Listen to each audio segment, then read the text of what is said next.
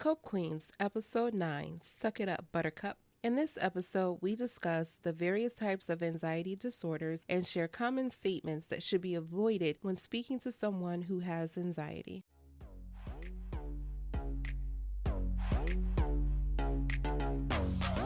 You're listening to the Cope Queens podcast, where every Wednesday, co-hosts Elaina and Tracy Hampton challenges mental health stigmas through sharing personal experiences, storytelling, interviews, and roundtable discussions about everyday life challenges. This podcast in no way is a replacement for mental health treatment. To learn more, please visit copequeens.com. Now, without further ado, let's cope together.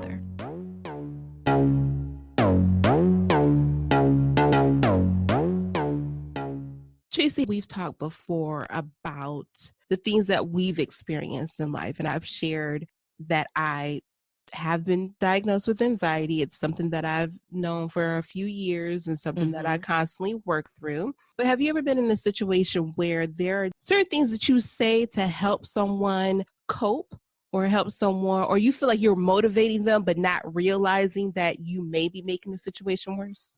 Yeah. I've been in a couple of situations like that where I think when it got to the point where I was just hearing myself talk and not really getting feedback from the other person, it was like, okay, Tracy, shut up. You may not be saying the right thing right now.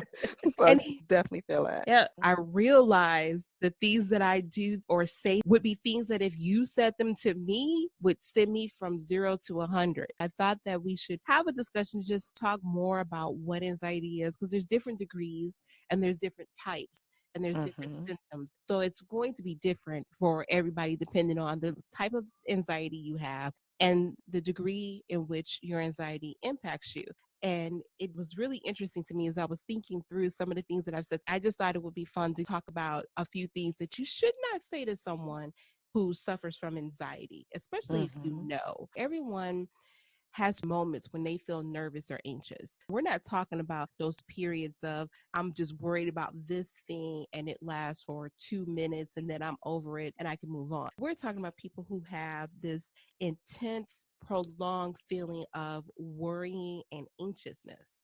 So, for example, for me, my phobia is not as bad as what it used to be. So the phobia is that irrational fear of a situation or object or events, things of that nature. So growing up, I had arachnophobia, which is the fear of spiders. And I can tell you the moment that I developed it. I remember I had to be in the 4th or 5th grade.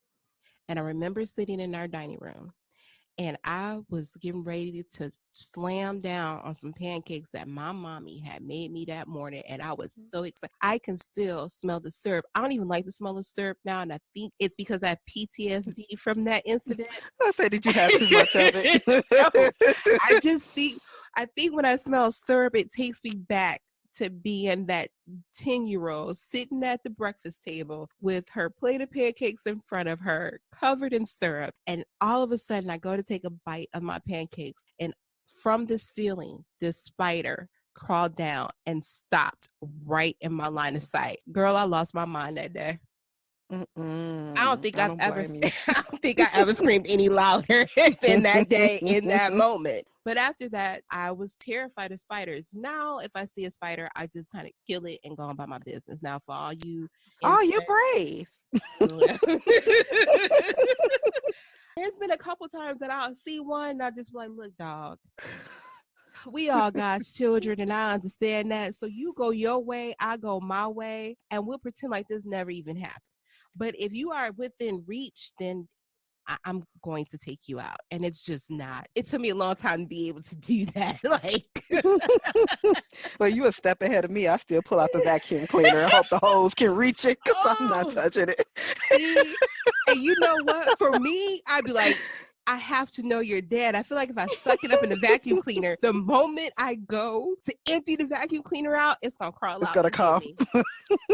It's going to get me back. Girl, when I was looking at my house and the inspector was here, he went up in the attic. So I've never been in my attic, and I've been in my home for 2 years. And after having the conversation with him, I could care less what's in that attic. as long as it stays there. Because when he came down, I said, there's nothing up there I need to be worried about, is there? And he was like, what? I said, so I don't like spiders. And he said, you probably swallow more spiders in your sleep than you see in the Oh daytime. my God.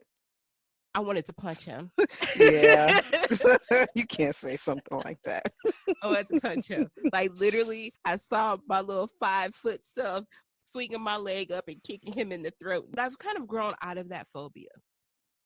But I do have general anxiety where I have these periods of just constant worrying. Another example, because I think sometimes when people look at different disorders and mental illness, they always think of things that are on this grand scale of impact.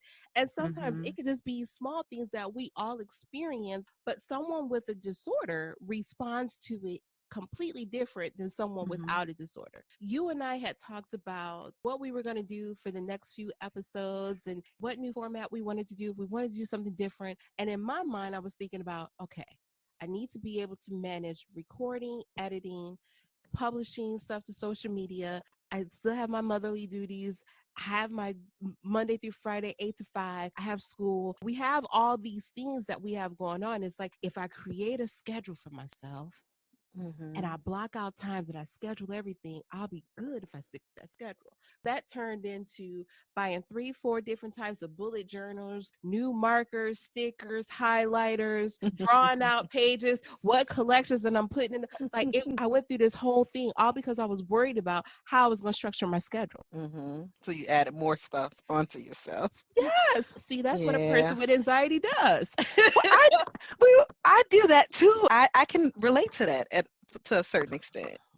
I get that. There's always more serious things too. There's always the constant worrying. With general anxiety, it doesn't have to be anything in particular. You can be worried about 50,000 things at the same time and you lose sleep, or you have difficulty falling asleep, or you have difficulty staying asleep. You have a difficult time being able to concentrate. So how I found out that I had anxiety was my muscles were tight in my shoulders, and it's like, oh, it's just a little tension, not a big deal. But then when I started having back spasms, that's when I was diagnosed, and she was like, this is anxiety. Your back spasms are triggered by the level of stress you're putting your body through. That's interesting how they were able to make that connection. And I realized that muscle tension is a sign of anxiousness and anxiety. And then there's also social anxiety. With social anxiety, it could be a fear of performing or being in a public space. For me, my social anxiety is the fear of being negatively evaluated by others, like how people perceive me, even in work situations or when I'm out and about. If someone looks at me, are they judging me? The average person is not thinking about that. If you're in a meeting and you say something and someone looks over at you and it's like, did I say something stupid? You immediately start to question and go back and play those things over and over and over again, trying to figure out what you could have done differently to change it. Has their opinion of you changed? What do they think about you now? And it really shouldn't matter. Right. Well, I know I'm learning a lot. I think when I think about anxiety, I don't know why my mind automatically goes to just panic attacks. I think that's where my mind automatically goes when someone mentions anxiety. And I've had a panic attack before. I didn't know what that was, but I think it was more situational than it was like a disorder or something I struggle with. And after that, I'm like, if this is what having anxiety is, and someone deals with this on a regular basis, that has to be stressful, because that was a really, really scary moment. Panic disorders is a category of anxiety, and you are absolutely right how stressful it is. So I do not have, or I have not had a panic attack.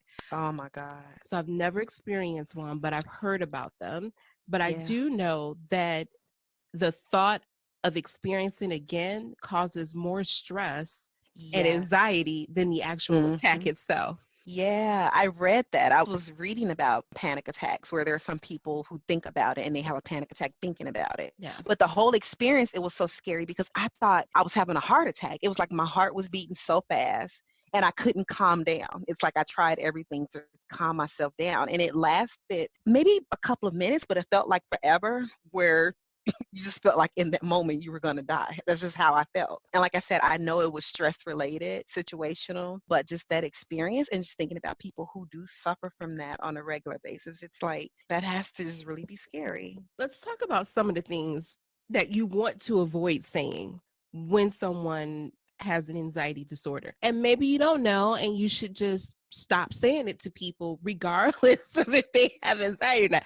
Because when we talk about it, I think it'll make sense as to why we should probably avoid saying some of these things. So number one, and it's not in any particular order other than what I captured, calm down. Now, don't tell me to calm down. If I could calm down, it was that easy, don't you think I would? Yeah, I think I got a problem with that even if I'm not having an anxiety disorder. Like, who are you talking to? Yeah, and that's why I said, like, even if you don't know, just stop telling people that. Don't tell nobody else. For the rest of 2020, I want everybody to commit that you are not going to tell anybody to calm down. Hashtag check yourself. Check yourself. You need to push through it. That the reason why telling someone they need to push through it is because, again, if it was that easy, they would be doing that. Yeah. We have to stop trying to push through things and learn how to cope with things in a healthy way. Let's see, what's the next one? Ooh, suck it up. Yeah. See, suck it up and get you punched in the throat. Yeah. Because depending on what someone is anxious or worrying about, that could be a trigger gone wrong for you. And it's condescending. I don't care what context. It's disrespectful. You don't know what someone is going through in that moment. And if you were feeling a certain way, how would you feel if I just said to you, suck it up? Let's see, stop worrying. If it was that easy, I would do that. The next one, just let it go. Yeah. Let's see, other people have it worse than you. Yeah. That's, yeah. Is that a trigger for you? That's a trigger. Yeah, it's a couple of them that you name where I'm like, you can't say that to me in any context. But it's like, yeah, that's another condescending one. Yep. A lot of nerve. You have to learn how to be more positive.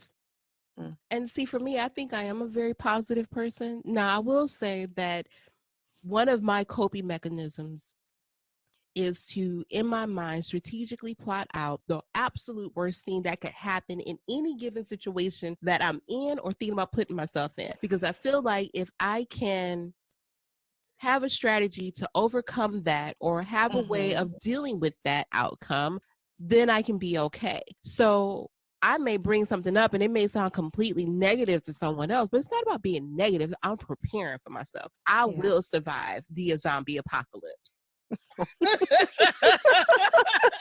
Well, I know who to call. Thank you. The rest of y'all walking around here and talk about learn how to be more positive. What you gonna do in the zombie apocalypse? Shake its hand? Be more positive. I'm gonna positive you right in the throat. All right. Oh, yeah, this is a trigger for me. You're making a big deal out of nothing. Yeah. See, that one had me black out. Yeah. And Harley steps up to the plate. Yeah. And I think the big problem is those last three that you just named, they're minimizing another person's feelings, you know? And I think that's what makes them so triggering. So yeah, Harley deserves to come out. Yeah, Harley comes out on that one. And here's one that people, again, for all of 2020, just be conscious of who you say this to and the circumstance. I know how you feel. Yeah. And here's the reason why. If you truly have not been in that situation, then you absolutely cannot know how someone feels. If you haven't experienced, I'll give you an example that has nothing to do with anxiety. But just, I know how you feel when you haven't experienced it, how it can set someone off.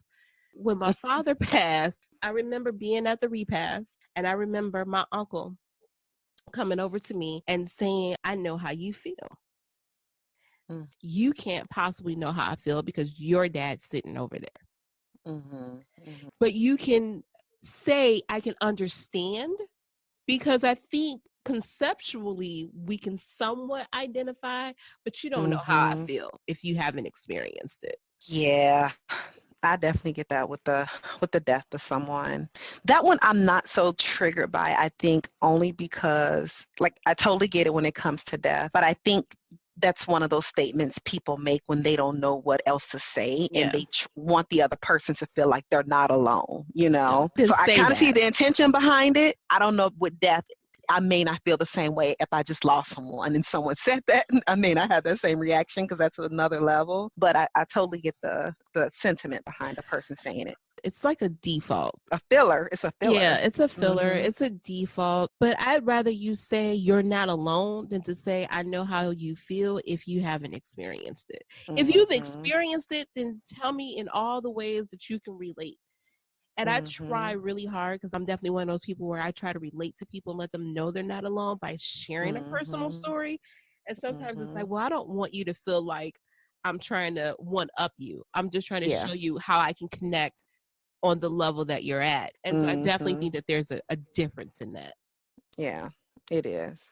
It is. Let's see. Ooh.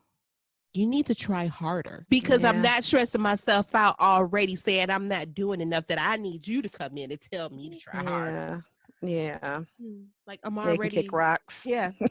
Take a, take a couple seats, sir, or ma'am. Go sit down somewhere. You try harder. Try harder to go ahead and remove yourself from my space. Try harder not to get this ass whooping. That's what you want to say. See, there go my peaches. I'm sorry. I'm sorry. Go I was waiting for Peaches to show up. I knew if I just said Harley name 3 times, Peaches was going. I try not to bring out. That one is triggering though. You can't say that to people. All right, well, if that's the trigger, it's all in your head. Ain't nothing to worry about. It's all in Yeah. your head. You're being dramatic. I don't like people trying to make me sound like I'm, just making things up. And then, oh, so this one gets on my nerves. This one will get your feelings hurt real quick. Mm-mm. And this is also one of the ones that I realized that I was doing with my daughter, and I had to stop because I had to think about that gets on your nerves when people do it to you. Mm.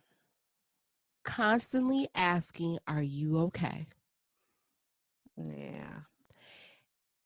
I understand how we got to that place, right? Because when we're going through something, our default is just to say, I'm okay or I'm fine, Mm-hmm. right? That's a Mm-hmm. default setting. Rather than keep asking me, am I okay? Change it up a little bit. If you truly want to know if I'm okay, ask Mm-hmm. something else. And so what I've trained myself to do is instead of saying to someone, are you okay? So I'll say, are you okay? And if you say, yeah, I'm fine, I'm okay, Mm-hmm. I'm not asking that again. I may follow Mm-hmm. up a little bit later, like, hey, anything you want to talk about?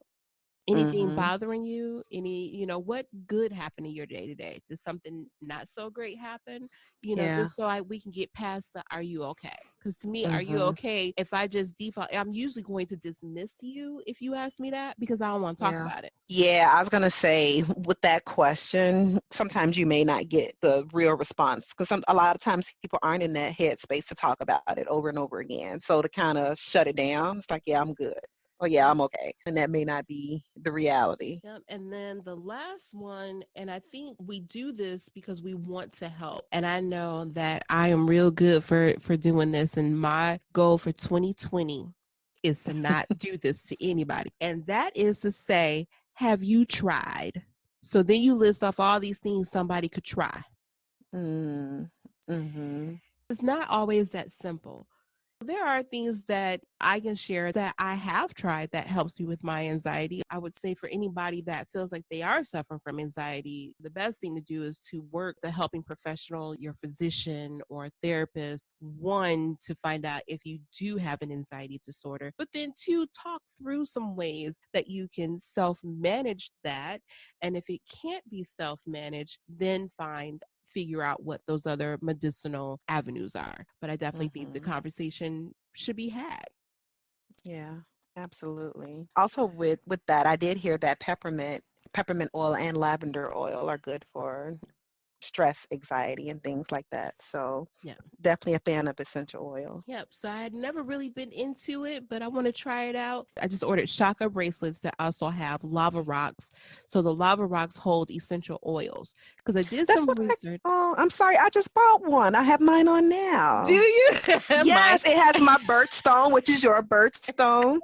I'm gonna take a picture and send it to you. But yeah, and it has the hamster hand, which pretty much is supposed to absorb negative energy. Mm-hmm. See, Aww. girl, that Aquarius mind. I know. But these are chakra rocks, and it also has the lava rocks that Mm-hmm. absorb essential oils. And I did some research and found out that rosemary is supposed to be a stimulant, and it's supposed to help you in moments that you're sort of spiraling and dealing with your anxiety, and helps you Mm-hmm. supposed to like refocus and get yourself back on track. So I Mm-hmm. bought some rosemary essential oil, and I'm going to test it out. We're going to try and see, Mm-hmm. if I feel better when I'm dealing with certain situations to manage my anxiety, because there's Yeah. definitely other ways. So there's cognitive behavioral therapy, and there's of course antidepressant medicine and anti-anxiety medicine. So there's all these things that are out there that you can try. I read this quote at the beginning of the year that made me just kind of say how I kind of wanted to reframe how I looked at going into 2020. And I don't know who the quote originally was by. When I tried to find out, like, resources pointed to 4 or 5 different people. But the quote was, life is 10% of what happens to you and 90% of how you react to it. And I connected with that because I feel like, just like when I was talking about, I want to create a schedule so I can block out time and get everything set up. So I'm set up for success. And then I just went off the rails with it. Like, I didn't need to go Mm-hmm. that deep into it. But I Mm-hmm. think that being aware of it helps me be able to pull some of that back and be able to manage better. Mm-hmm. Mm-hmm. Me and all my anxiety, whose name is Harley. It's really her fault. Yeah, blame Harley for everything. Thanks, Harley. I just had to buy all this stuff just to get you to sit down somewhere. So, all right, well, we are going to go ahead and end there. I hope you enjoyed our discussion today on anxiety. And if you want to learn more information, or if you want to follow us, you can find us on Twitter, Instagram, Facebook. You can visit copequeens.com. And we look forward to talking to you next time. Tracy, anything else? No, bye guys. Until next time. You've reached the end of another episode of the Cope Queens podcast. Thank you for coping with us today, and we hope you'll join us for the next episode. Until then, connect with us on Twitter at Cope Queen.